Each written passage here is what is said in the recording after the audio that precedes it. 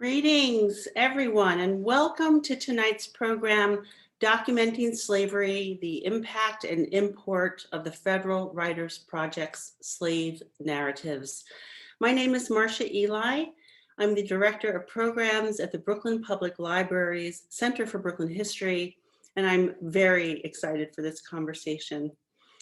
Let me start by expressing my enormous gratitude to the co-sponsor and partner for tonight's event, the National Endowment for the Humanities Summer Institute on the New Deal Era's Federal Writers Project.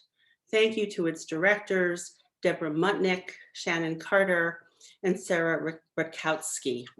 And thank you to the Summer Institute's two partnering universities, Long Island University and Texas A&M University Commerce, to the Institute's 11 visiting scholars, 2 of whom are on our panel tonight, and to the 25 participants it has brought together.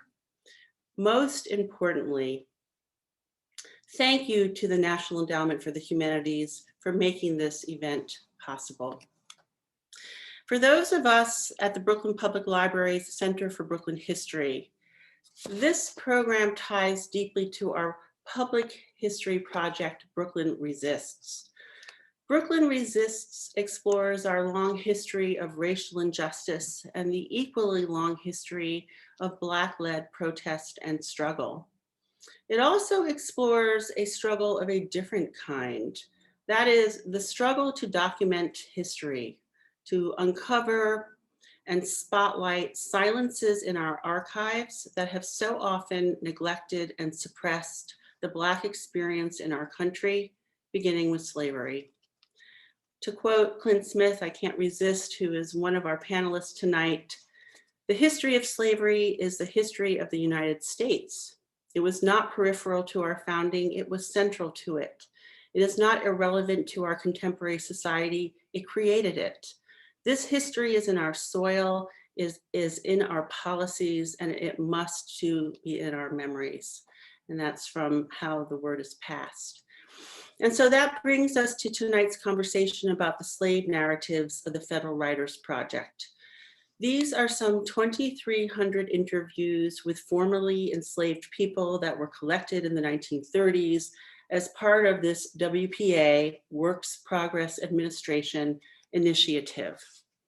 We are joined by an extraordinary group of experts and thinkers to discuss the nuances of this collection, what the ex-slave narratives are, what they are not, and why we should care. But first, let me share a few quick notes. First, all of our speakers have important books that connect to tonight's topic. And I suspect that many of you will be interested in exploring and perhaps buying these books as you listen tonight. To make that a simple click for you, we'll be putting in the chat a link to a webpage with information on a selection of their books at the local community bookstore here in Brooklyn.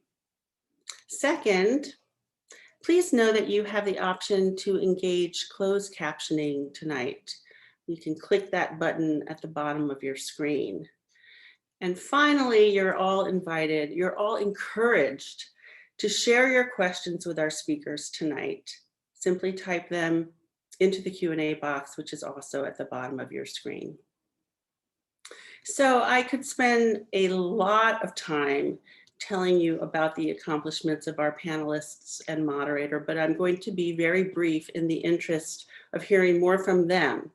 Just know that they are all profoundly accomplished, and it is truly, truly an honor to have them all here. So let me now tell you briefly who is behind this digital curtain and invite them to join us. I'll start with Catherine Stewart.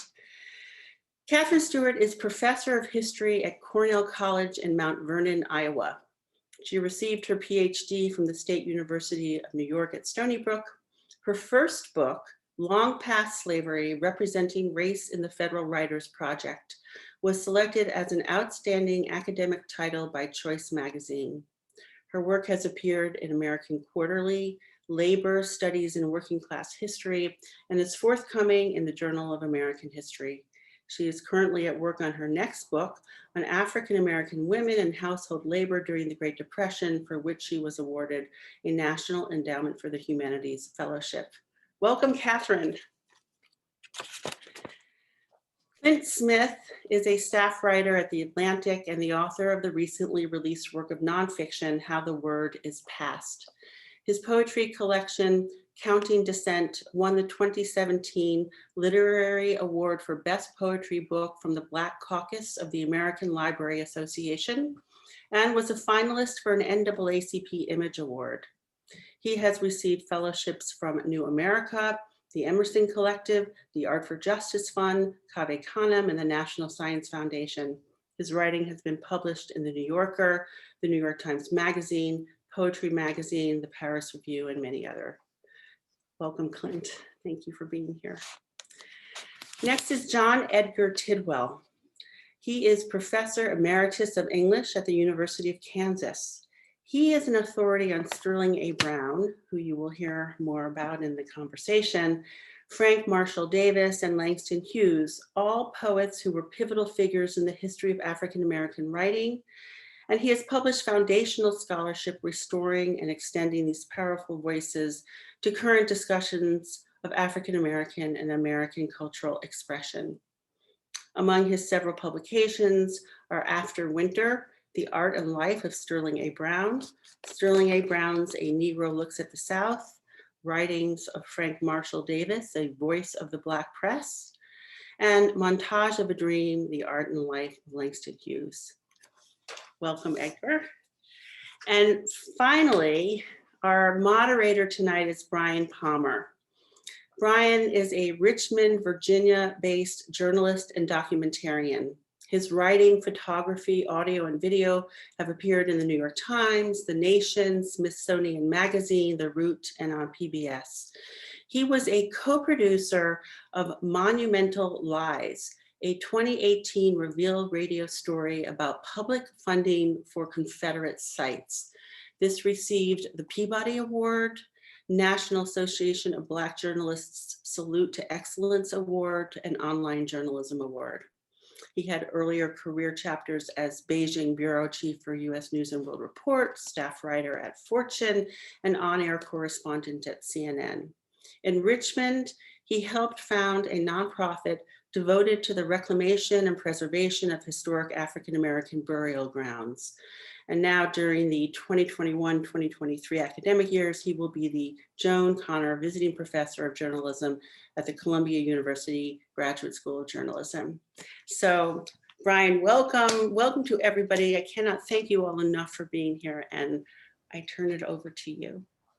Wow. Well, Marcia, that was the most wonderfulest of introductions. It is fantastic to be here with everybody and with our 189 participants. That's a whole lot of people. So thank you all for tuning in. I want to start at a point that maybe assumes not a whole lot of knowledge, but as someone who came to the ex-slave narratives late in life, I think it would be a good idea for us to basically describe, like, what are the ex-slave narratives? What are we talking about, both in the most basic sense, without characterizing yet? I mean, physically, Catherine, I'm going to throw this to you. Are we talking like transcripts, recordings, whatever? And then we can get into the who, what, when, where, how, and why. Clint, you know that. It's the how, where, why, the journalism stuff. But like, what are we talking about? Mm-hmm. Well, we're talking about the largest archive documenting the life histories and experiences of the formerly enslaved. And in that sense, you know, it's an extraordinary collection. Also extraordinary that it was undertaken by the federal government during a time of, you know, the greatest economic crisis to date of the 1930s, the Great Depression. And it actually was begun as part of the Federal Writers Project, which was one of the arts projects that the New Deal had brought about, specifically to try to put, you know, large numbers of unemployed writers, theater people, artists all back to work, trying to kind of document American life and really kind of galvanize American spirit and generate kind of new spirit and optimism about American national identity and the national narrative. And so the Federal Writers Project really kind of started off wanting to document local and state guides, and most people know those as the American Guide series. And those are still issued today as fascinating documents, even though they're no longer directly relevant in most cases to kind of contemporary histories or contemporary sites, but they do give us a window into that history. And as part of that project, the Federal Writers Project was very interested in trying to document the lives of kind of everyday Americans and really document and bring to light those voices and those experiences of what were known as kind of the common folk of the 1930s. And that resulted in a large interest in gathering kind of life histories in a very broad sense. There were a number of states, Florida was one of them, which kind of took that initiative and then started interviewing elderly African Americans who were kind of the last generation to have experienced enslavement firsthand. And they sent some of these so-called ex-slave narratives onto the federal office. And it was federal directors like Henry Alsberg, John Lomax, who was a famous folk song collector who was also involved in the Federal Writers Project. And then, of course, the wonderful Sterling Brown, whom I know that my colleague, Dr. Tidwell, will be speaking more about in his involvement in the Federal Writers Project as director of the Office of Negro Affairs. These ex-slave narratives that came to the federal office in DC really caught their attention as something of immense import and immense value in different ways. And so that's really kind of where they got the idea from, trying to implement this more broadly. I want to note that there were a number of other projects and endeavors to collect these oral testimonies of formerly enslaved African Americans. And it's really important to note that a lot of these were coming out of Black communities and coming out of African American intellectuals, endeavors to collect these important histories. So we certainly want to think about kind of the 1920s, late 1920s projects that were underway at places like Fisk University under the direction of, the African American sociologist Charles Spurgeon Johnson and his colleagues and co-workers, Ophelia Settle Egypt and the like. But the FWP kind of beginning this kind of formally, this ex-slave project to collect these testimonies in the 1936 was really, kind of the largest and most comprehensive to date attempt to record this. They weren't very systematic about it, and that's something that scholars kind of wish they had been. We can talk a little bit more about that later, but it was really this very comprehensive attempt to try to gain as many stories and as many testimonies from formerly enslaved peoples as possible in this time period. And it started off with kind of just 17 states and then eventually expanded actually to 25 states plus Washington, DC, all contributing and all conducting interviews with formerly enslaved peoples. So it's a really fascinating project. It wasn't just limited to the South, it expanded to other states. But Absolutely. Clint and Edgar, how did you, in your work, actually access these narratives? Like in what form did you access them? In what form did they exist? And how did you use them? Edgar, you're on mute. Dr. Tidwell, I mean. Okay, now, can you hear me? Okay, good. For me, the interest in the ex-slave narratives actually derives from my interest in Sterling Brown. One of the things that I've been working on for the last several years has been a biography of Brown. And so my interest in the narratives are not so much in terms of them as texts, as much as his involvement in the collection and the maintenance of those particular texts. And so when I began thinking about what Brown was doing, I said that he can't be the first one. And as our colleague Catherine Stewart just mentioned, there were all kinds of projects that were going on in the 20s and the 30s, early 30s. And one that I think that probably bears mentioning is that of Lawrence Reddick.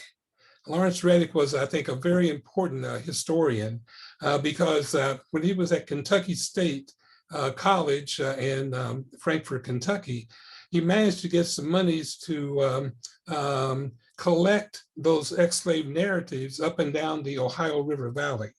And when he left Kentucky State, moving to Dillard in New Orleans, he continued the same kind of focus. And it seems to me that a lot of people have leaned upon his initial foray into the collection as a way by which to suggest that this was really the true roots of the Federal Writers Project's interest in the exslave narratives. For me, the narratives themselves are quite fascinating because I see them as testimonials. Here you have the last generation of people who actually endured the horrors of slavery. And what they were being asked to do was to tell us about their very lives. And in some ways that was consistent with the overall WPA project, as one individual said, it's like holding up a mirror to America and asking, what is it that gets reflected in that tells us about America and Americans? And so one of the ideas that seems to have been neglected in many ways was the whole notion of the centrality of African Americans in the creation of America itself. And so here I lean on Sterling Brown because one of the things he talks about, well, implicitly, is the whole notion of completeness. He says that the story of America cannot be told unless the involvement of African Americans in this project be told as well. And so I found it kind of fascinating that what Brown did was to assert a kind of interdependence between white Americans and African Americans. I know that a lot of people would say, well, what did Blacks contribute to the making of America? Or some would say, it looks like Blacks got assimilated into America.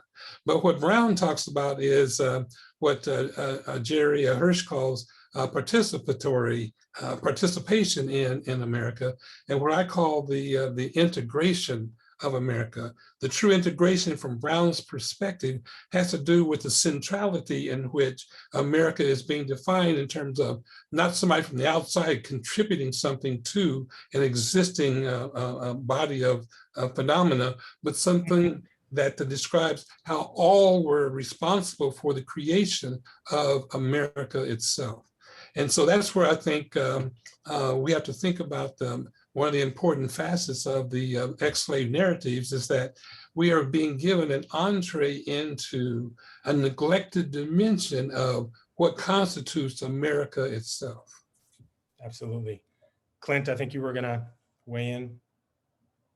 Yeah, this is where I give my Zoom qualifiers or addendums. There's a thunderstorm happening outside. And there's also my children who are 4 and 2 being put to sleep. And so whether you hear a thunderstorm from the clouds or from my hallway, just know everything is mostly okay. But a 4 and 2-year-old and bedtime is a thunderstorm in and of itself. So it's like a year of me giving that disclaimer.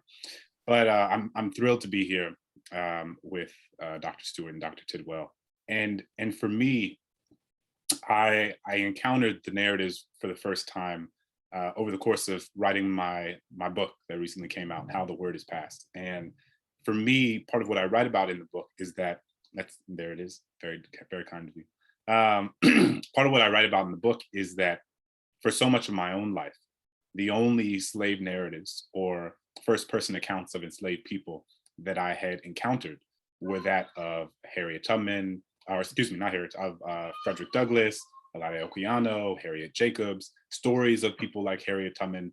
And part of what you come to realize is that if you are only receiving the stories of exceptional people who've done exceptional things, that is not going to necessarily be reflective of the experiences of the millions of enslaved people who did not escape, who did not fight their slave breaker, who did not learn to read and write, but whose resistance to the institution of slavery was no less significant, but whose lives are no less worthy of documentation. And part of what I love about the Federal Writers Project, despite its limitations, is that it documents the sort of daily quotidian life of enslaved people or formerly enslaved people in ways that I hadn't encountered in literature before. Because the thing about Frederick Douglass is that he is not just like a remarkable enslaved person. He's a remarkable person, right? Like the universe doesn't make a lot of people like Frederick Douglass over the course of human history. And so, you know, while I've read every memoir and autobiography and as much Frederick Douglass content as one can, I'm also cognizant, and the Federal Writers Project exslave narratives have made me more acutely cognizant of the fact that his story is not one that can tell me about the nature of slavery for the millions of enslaved people whose circumstances were fundamentally different. But, you know, part of what I love is encountering these small moments where someone talks about the parties or the dances they would have in barnyards on Saturday evenings after everybody finished work, or two people who are falling in love with one another, trying to steal a moment away from the fields and hold one another's hand under the shade of a tree, or little kids skipping rocks across the creek. These small moments of personhood, of humanity, of agency, this sort of reclamation of a self in ways that the institution systemically attempts to strip away from people. And so I encountered it over the course of writing this book, largely from visiting the Whitney plantation in Louisiana, which I think is the first place I encountered them. And the Whitney uses that as a entrenched part of their curatorial process, in which you are reading the first person testimonies of, seeing the names of, the ages of these people. And part of what it does is make sure that slavery does not remain an abstraction to you as you move through these exhibits in these spaces, but that you are encountering the words of these enslaved people themselves, that you are encountering the names, that you are encountering how old they were. And there's something really, really compelling about that. So we're wrestling with some beautiful details and some pretty big issues. Catherine pointed out early on that there are a number of sources where we can tap in, or that allow us to tap into this African-American narrative that has been untold, undertold. We talked about, obviously we have the ex-slave narratives, but there are other sources. There are, as Clint pointed out, narratives of formerly enslaved people as well, people who wrote their own narratives, but there are African-American newspapers across the South, Richmond Planet, which were parallel narratives. So we have to the dominant history that, say, the Richmond Times-Dispatch. You had the Richmond Planet, a black paper, then you had the Times-Dispatch, which was a supporter of slavery, and then a supporter of segregation and all of the horrible things that followed from slavery. So we have all of these sources in which we can actually listen to different African-American voices. So there's a richness out there that we have to use, right? Because before 1865, African-Americans, so many of us, so many of our ancestors were property. So we need to tap into all of these disparate sources, right? So that gets us to that larger question of, well, gosh, journalists and historians, we use primary sources, right? So primary sources are documents and testimonies from people, but the ex-slave narratives have had some questions about them. So can you speak a little bit to that? History is multivocal, right? History is not simply a record of things past, but there's something about the slave narratives that have, ex-slave narratives that have called them into question in the past and made them suspect in a way that, say, the journal of an enslaver is not. Someone who owned people, we treat that primary document. Newspapers written during the slavery, period of slavery. Those are our primary documents. Testimony from government officials. Those are our primary documents.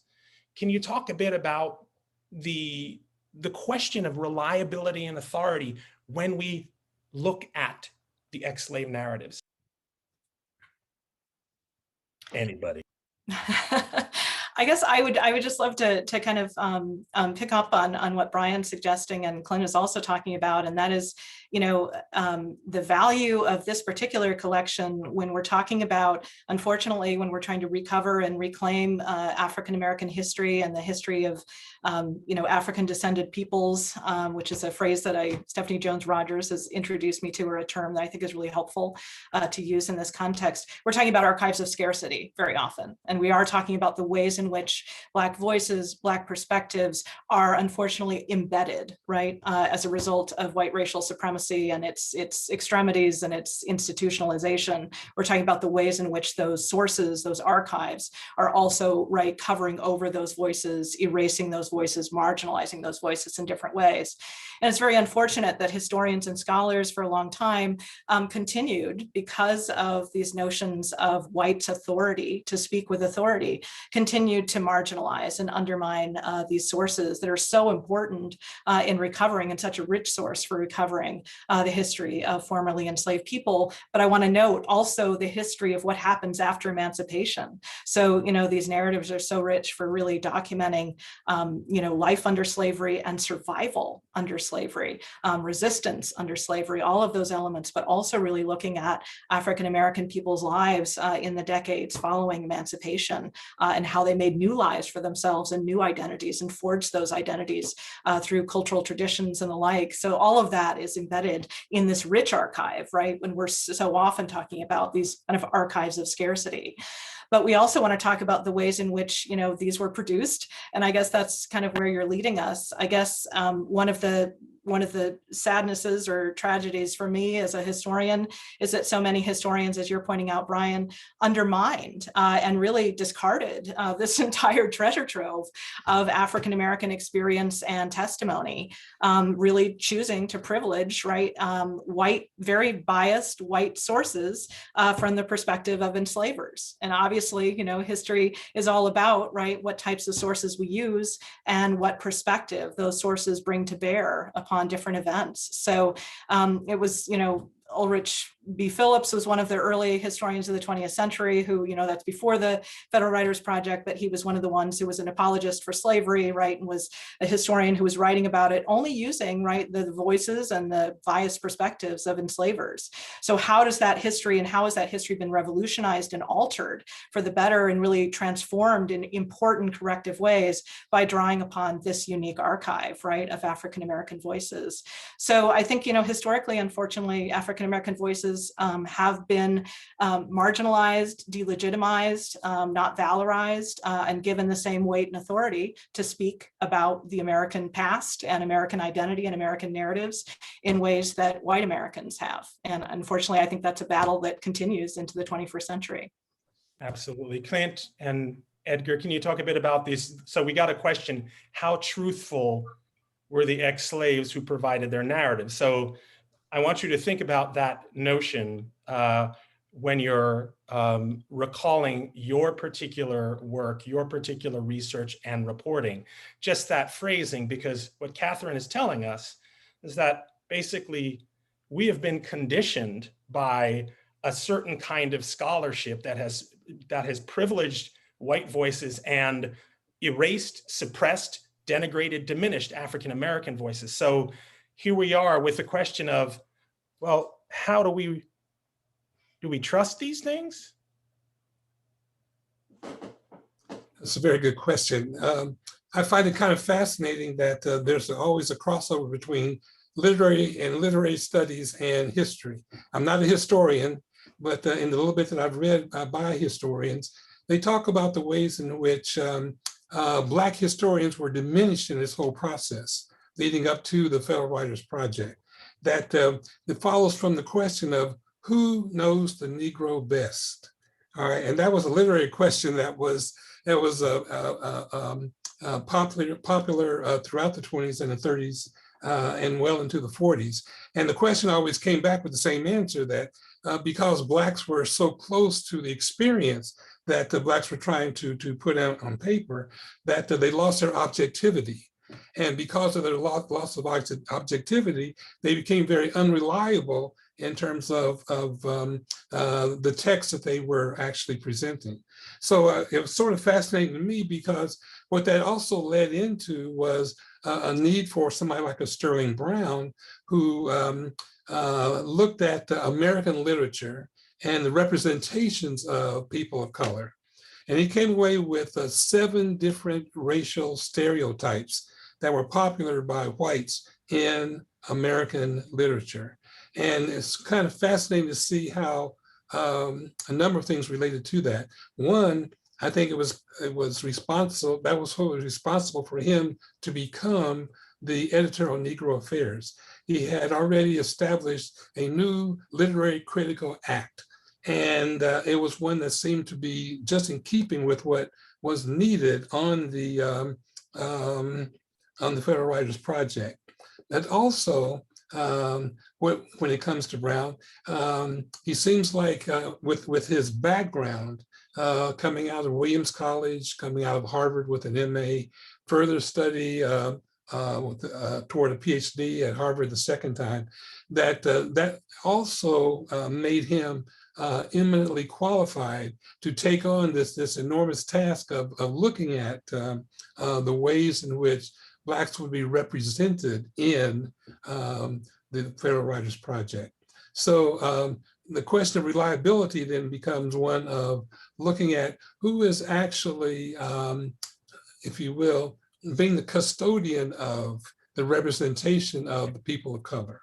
And we know, for example, that a lot of the interviews were conducted by white interviewers. And because they were conducted by white interviewers, then a lot of the ex-slaves still had memories of slavery. And so the question was, are they being honest and forthright with this white interviewer? Or are they telling this interviewer what he or she might want to hear? Or does that person have the courage to speak truth to power? All right, so it becomes a very interesting dynamic that takes place between the interviewer and the interviewee and the text that is created. You remember now that the tape recorder had not really been advanced in this period. So what we find is the instructions being given to the interviewer to listen carefully and then come back and reconstruct. Right. So it's like anything that's reconstructed, it's not necessarily going to, it will not be verbatim, but it will be an approximation. And with that, there comes also the possibility that what the interviewer hears and what the interviewer records bears very little relationship to what the interviewee actually stated. So that calls into question how reliable is the narrative itself. Right, and I would like you all to get into that. So we have this idea that white folks, I mean, let's just say it, are objective, and that anybody else is sort of subjective. So our very ability to be reliable narratives of our narrators of our own experience is called into question, as you said, Dr. Tidwell. But can we talk, Clint, a little bit more about that? The differences in the narratives that you encountered. So for example, here in Virginia, you had more African-American interviewers, and the relationship, you can certainly tease it out from reading these transcripts, but the quality of the interviews differs based on that relationship that Dr. Tidwell was talking about. So you can talk about that, like this whole question of, well, can we rely on them? And how do we use them? What do we rely on them for? Yeah, it's a great question. Hopefully my volume is all right. As I said, there was a thunderstorm. My internet flashed in and out. So now I'm on my phone. But it is, I think about the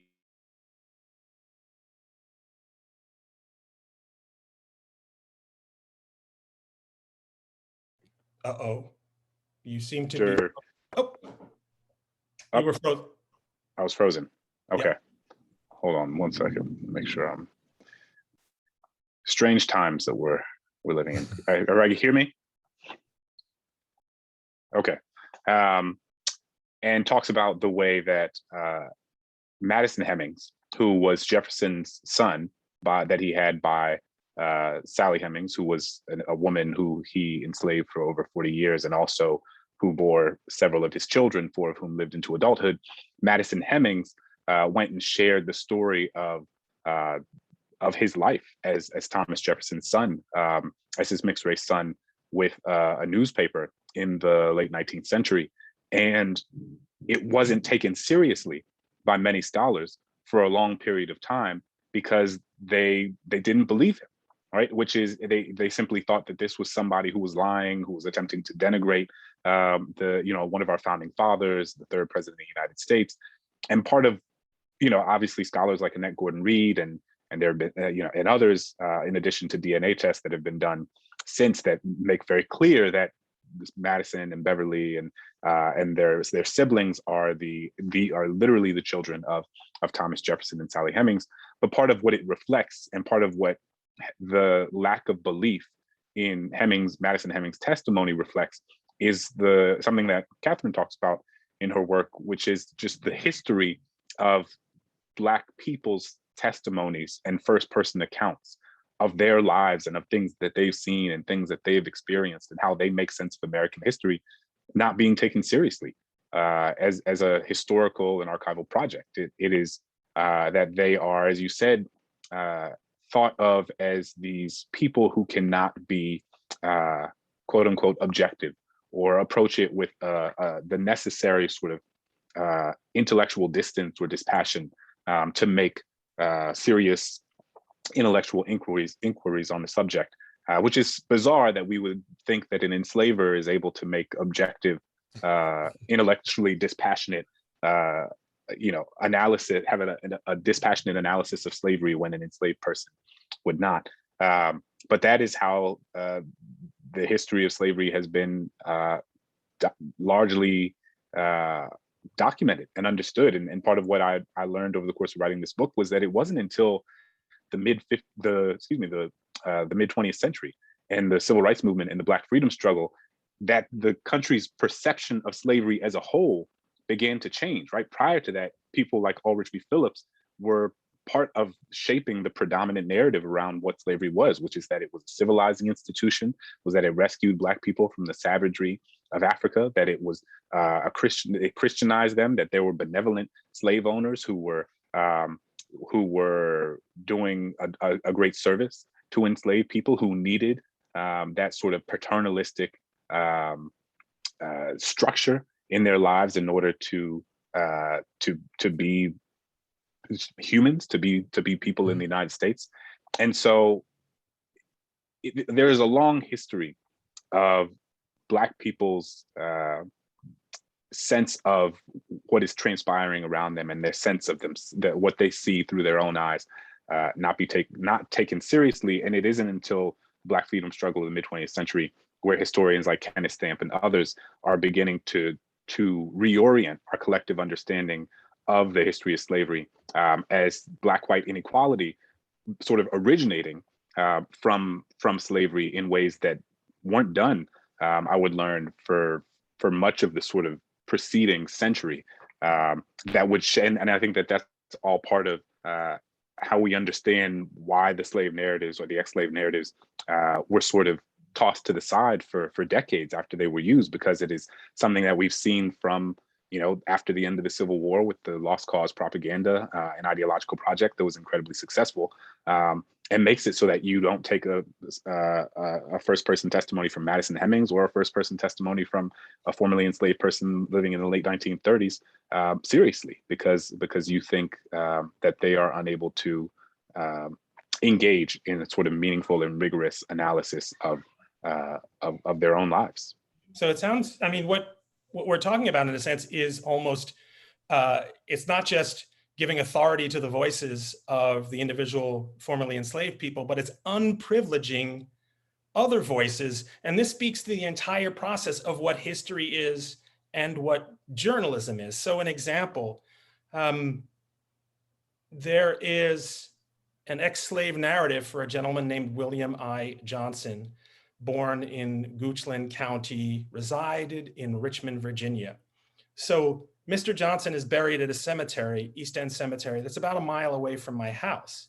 It just so happens that my own great-grandfather, who was enslaved, was also enslaved in Goochland County. There are hardly any records of his. There's a union pension application that has a few details. But if I want to know anything about what was going on in Goochland County for a Black person, I have to look at that ex-slave narrative of William I. Johnson. Is it Matthew Palmer's story? It is not. But there are details there that are vital for me and us to understand what might have happened to Matthew Palmer and those like him. So I want to throw that to you historians and to the journalists. We can't always get the full story of what happened to X person, but the idea is we look for the primary sources and we interrogate them. So whether it is a Madison Hemmings or a Thomas Jefferson, we don't take their word as gospel, but we look and we accumulate information, we accumulate testimony, right? Explain that process, and then how do we come out with an authoritative story? If I could just jump. Oh, sorry. Go ahead, Dr. Tidwell. Go ahead.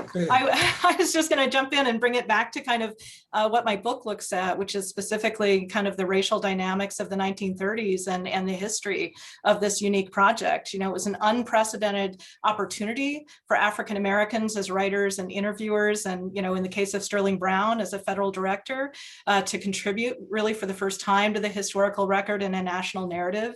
And, you know, the work of Black interviewers, writers, and editors like Sterling Brown were absolutely essential in getting, right, these real histories and these life stories and these oral history interviews in ways that, you know, certainly Southern whites, right, were not capable in terms of speaking across the challenges for Black and white Americans of speaking across the racial divide of Jim Crow segregation. And as Dr. Tidwell was talking about, it's really, you know, difficult for African American elderly interviewees to feel like they could speak freely about their experience very often to Southern whites. It's actually amazing in the collection how often they do testify, quite frankly, about the brutalities of enslavement and their success at survival and their resistance in various ways.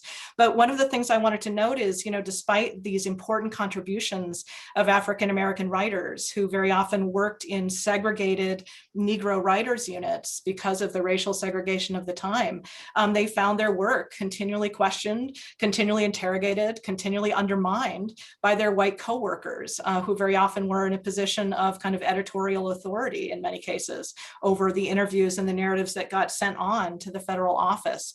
And even Sterling Brown, as Dr. Tidwell can speak to, very often had his revisions and his suggested edits on Southern state copy that was coming forward and from other states undermined by this idea that he was the Negro editor and therefore, right, didn't know whereof he spoke. And so even at the highest level, right, of authority for Sterling Brown, his voice was in some ways, you know, being challenged by, again, this assumption in the 1930s by whites, white Americans, of Negro bias.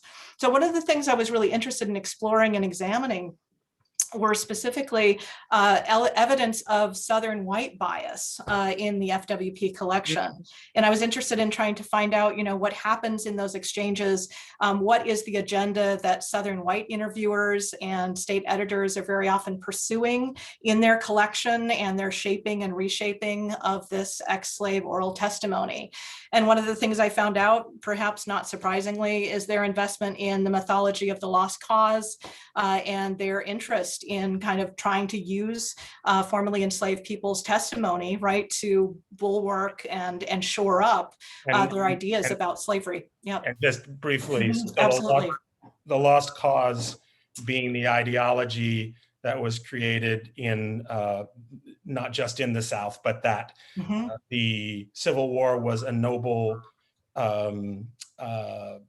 war against Northern aggression. African Americans, as either Clint or Dr. Tidwell was saying, were Christianized by slavery. Slavery was a benevolent institution. So this idea that they use that lost cause ideology to undermine African Americans' mission to achieve full citizenship under the 13th, 14th, and 15th Amendment. Absolutely. Thank you. Thank you for that important definition, Brian, and that clarification of kind of what the lost cause is what that ideology is and the way in which it's being, or let's say the way in which its inflection shows up in a variety of ex-slave narratives. So one of the discoveries I made and was able to confirm through my research is the fact that in certain Southern states, Georgia being one of them, there were a number of Southern whites involved in the ex-slave project who were also members of the United Daughters of the Confederacy. And so they had a very specific idea and agenda that they were pursuing with lost cause mythology and trying to shape the ex-slave narratives in different ways that would reinforce that. And so, it is a real battle. I mean, it is a collection that is multivocal. It is a collection that is polyphonic in terms of all of the different voices that went into their making, from that of, elderly informants and elderly interviewees to the field, field researchers who are both Black and white, trying to write down, notate, and then write up these ex-slave narratives, to state directors who are then, doing some editing and reshaping before sending them on to the federal office. So they're definitely multivocal, polyphonic, and my interest in my book was finding ways to try to, pick out those different strands, pick out those different threads of voices that are even contained even within a single narrative that may only be 3 to 4 or 5 to 6 pages. Edgar, I think I jumped in on top of you there. Oh, that's all right. You're in Virginia, is that right? Yes, I was thinking, I've been thinking a little bit about the Negro in Virginia, which was published in 1940. And I have to give a verbal high five to Roscoe Lewis and all the people who worked with him to bring this together, including Sterling Brown.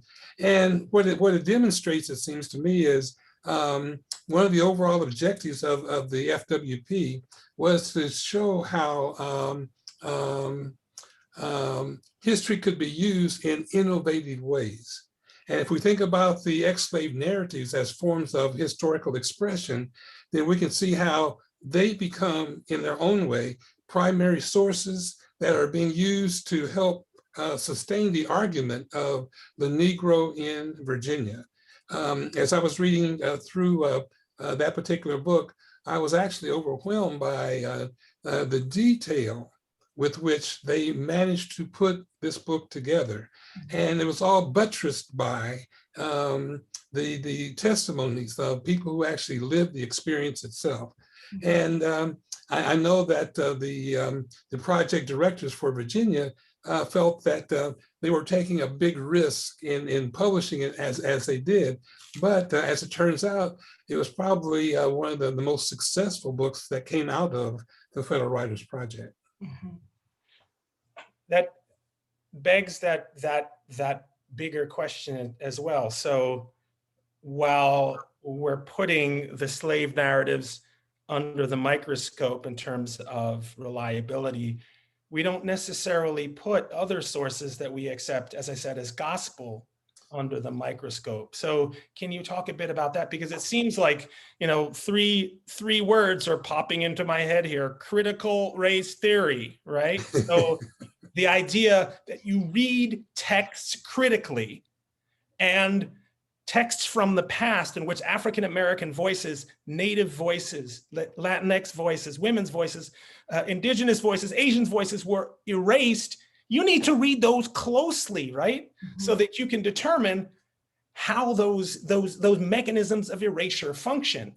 So how do we do that with, how do we extract or how do we hold those authoritative texts to the same standards that these ex-slave narratives are being subjected to, whether it's Thomas Jefferson's writing or any other enslaver? Yeah, I think that. I'm sorry, go ahead. No. I was just going to say, I think part of it is, as Dr. Stewart writes and as scholars like Saidiya Hartman talk about, how you have to think about all of these texts as parts of a constellation of information, right? That you don't rely singularly on any one document in order to inform how you make sense of what was transpiring in any given period of time, right? So whether it's Thomas Jefferson or Madison Hemmings or the Federal Writers Project or Frederick Douglass, I look at a text, we have to do that for people who even we're sympathetic to, right? So when I'm reading Frederick Douglass and I'm reading the autobiography of Frederick Douglass, the narrative of the autobiography of Frederick Douglass, I am cognizant that Douglass is also operating in the same way that many people who write their autobiographies, in the ways that they operate, in which there's certain information they want you to know, and there's certain information they don't want you to know, which is why we have, I'm reading the newest Malcolm X biography, which I think just recently won both the Pulitzer Prize and the National Book Award by the late Les Payne, and it is extraordinary to see the way to put that document alongside the autobiography of Malcolm X, and to remember that Malcolm X was a person with a set of interests about how he would be perceived and remembered, in the same way that Jefferson was, in the same reason that we have very little, we have no letters in which Sally Hemings, almost no letters, I think there might be one or two, in which Sally Hemings' name even appears from Jefferson's records.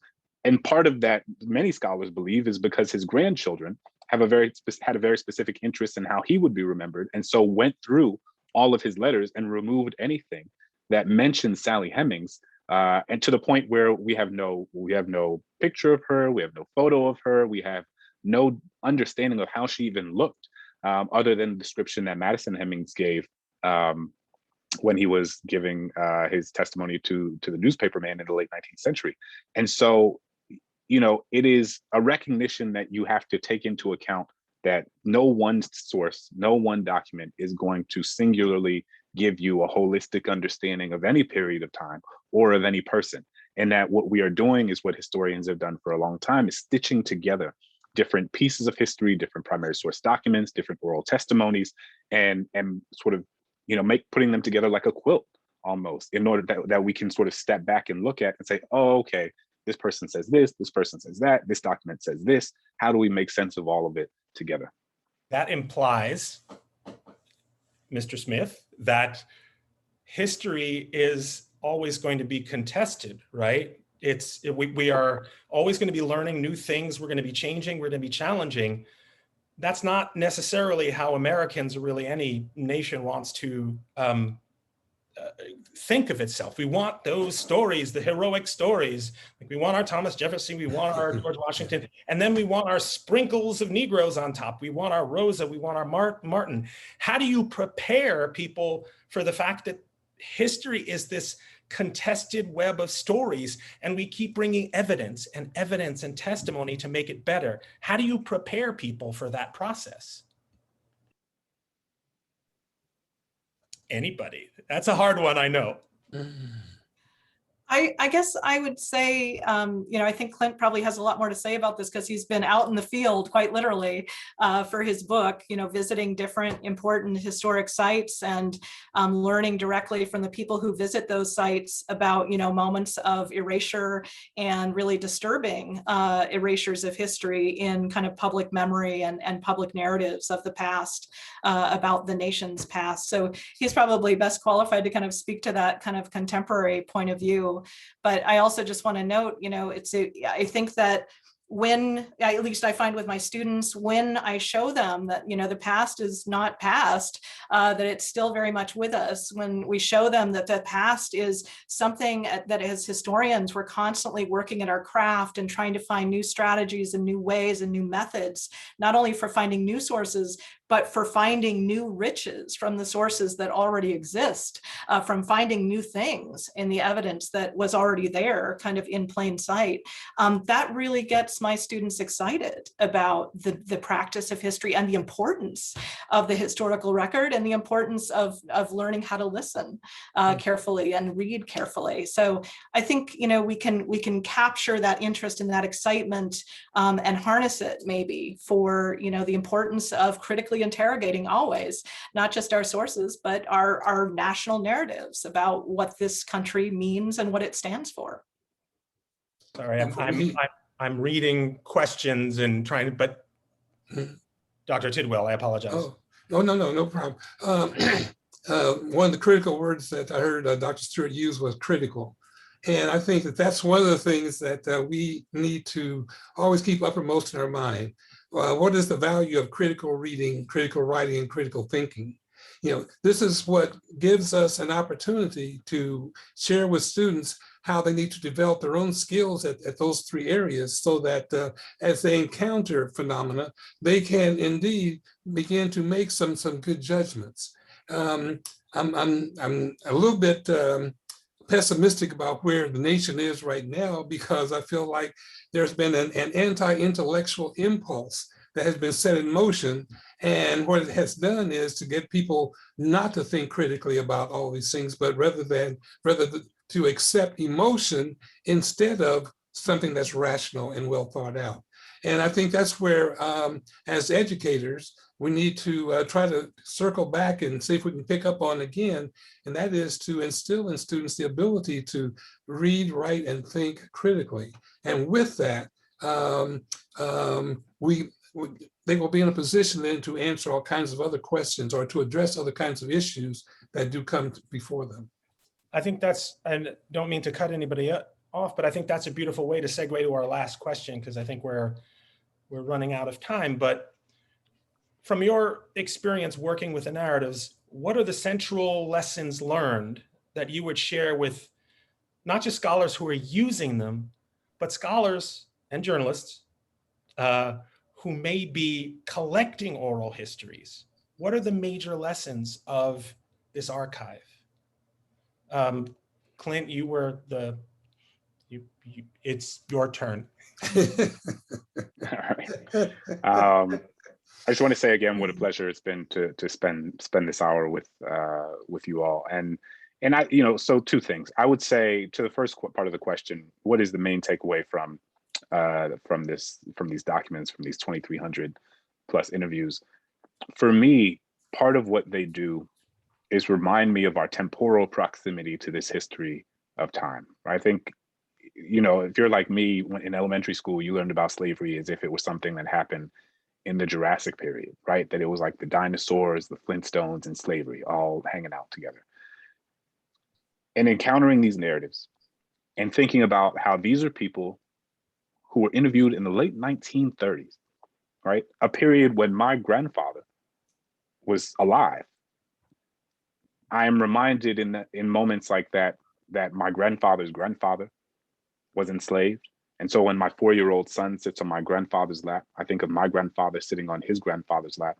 And I'm reminded that this history we tell ourselves was a long time ago wasn't that long ago at all. The woman who opened the National Museum of African American History and Culture alongside the Obama family in 2016 was the daughter of an enslaved person, not the granddaughter or the great-granddaughter. In 2016, the woman who rang the bell to open this museum was the daughter of someone born into slavery. There are people who are alive today who loved, who were in community with, who were raised by people who were born into intergenerational chattel slavery. And so the idea that we would suggest that that period of time is so long ago or has nothing to do with what the contemporary landscape of social inequality looks like today, or that it has nothing to do with what our political, economic, and social infrastructure look like today, is morally and intellectually disingenuous. And that is what I'm reminded of every time I look at these archives and consider that, again, these were folks who, some of whom continued to live into the 30s, the 40s, and beyond. And it truly was not that long ago. Catherine, are you itching? Yeah, there are so many different threads that I'd love to pick up on here, but definitely one is I agree with Dr. Tidwell that unfortunately the U.S. very often tends to be historicidal. That's not my term. That's, you know, another scholar's term in terms of its approach to the past or its dismissal of the past. You know, the New Deal was extraordinary in that it recognized the importance of history and recognized the importance of documenting and preserving as many possible voices and perspectives and experiences as it could. It did so imperfectly perfectly, absolutely. But it left behind, and those who participated in it, particularly formerly enslaved individuals interviewed for the Federal Writers Project, left behind such riches for us that they are really meant to be time capsules, if you will, and they work as time capsules of understanding this important past. I just want to note that when I read these narratives, I find so many riches in them in terms of African-American oral traditions and the like that I think still haven't been, fully brought to the forefront in terms of the riches of this collection. But I wanted to note that one of the things that really I found very moving is that a lot of these elderly individuals, while they're being asked to re-inhabit kind of their memories of enslavement and constantly asked to kind of talk about their experiences under slavery, as important as that was, so many of them, these individuals, these elderly men and women in their 90s, some of them were over 100 years old, many of them spoke of their desire to talk about the future. And I always find that just so incredibly moving, that these individuals who had survived slavery, made new lives for themselves as freedmen and freedwomen, and survived into the first part of the 20th century, were still thinking about the future, still thinking about the Black freedom struggle. And so I think we need to respect those voices, respect the testimony that they left for us, that they were really speaking to us. They were speaking to these later generations in terms of the gift that they gave us by doing these oral history interviews. Dr. Tidwell, do you have something to add to that? Well, I would probably say that given the way in which you mentioned critical race theory is being talked about today, there are a lot of people who seem to be just woefully uninformed about the term itself, where it originated, what it was supposed to do, and so forth.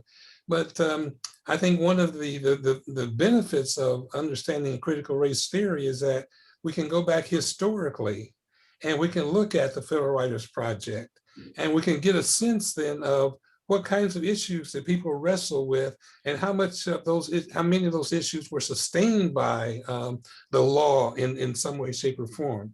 And then how do we living in the 21st century become legacies to that particular practice? And so by connecting things in this way, then I think we can understand more clearly how we're not just talking about a politicized notion here of critical race theory.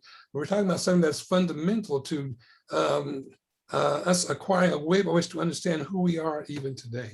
That's beautiful. We are getting a heap of functional questions from folks.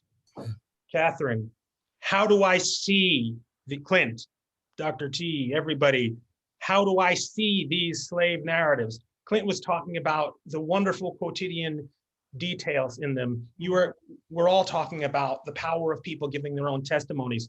How do I find them? Mm-hmm. There's an amazing, wonderful website, the Library of Congress's website, called Born in Slavery, that contains over 2,300 interviews that were conducted as part of the Federal Writers Ex-Slave Project. And so that's a great way, to easily go online and access these narratives.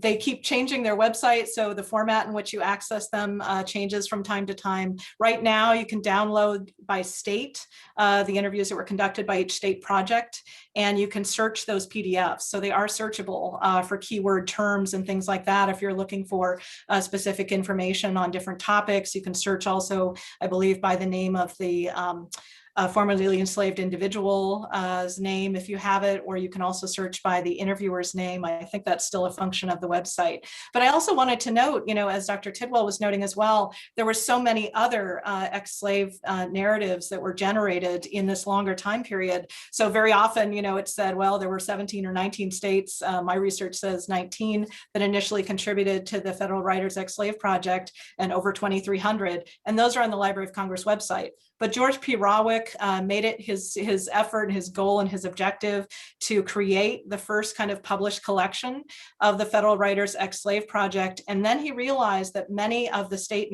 projects hadn't sent their narratives on to the federal office.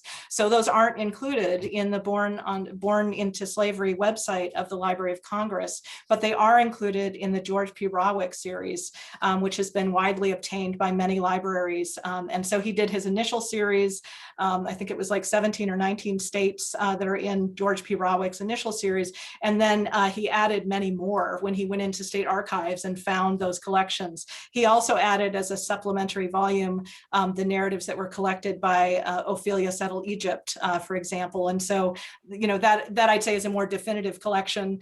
And I think the latest number I came up with is over 3,500 interviews with formerly enslaved men and women testifying for the record for different projects that make up kind of the late 1920s into the early 1940s period. So it's important. It's wonderful to look at the Library of Congress website. It's important to go beyond it as well.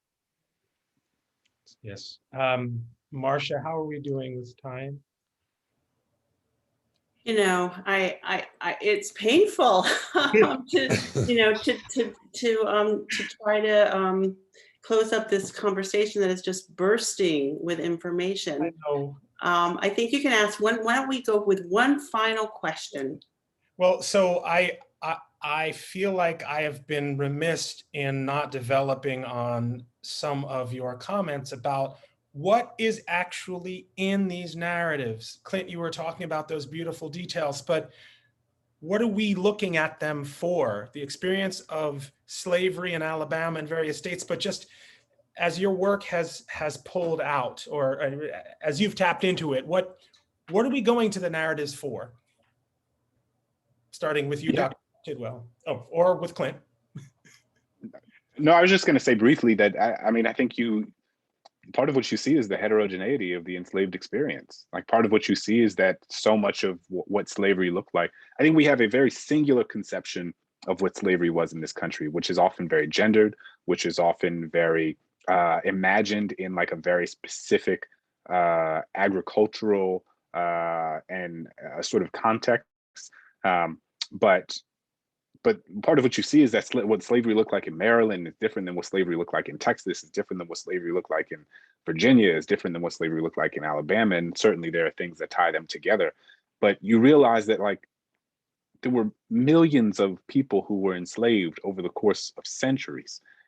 And there are millions of different ways to make that people make sense of what that experience was. In the same way that, you know, if you were to ask 4 million people today how they make sense of the moment we're living through now, you would get 4 million unique answers and responses. And that is what one of the things I appreciate most about these documents is that there are things that tie them together. Certainly there are common themes, but you also see how individual the experience was, and how these are people who were born into a set of circumstances that are simply unfathomable for so many of us, and that what they were doing was trying to make a meaningful life for themselves in the context of an abhorrent, ever violent, oppressive system, and doing their best to do that every day.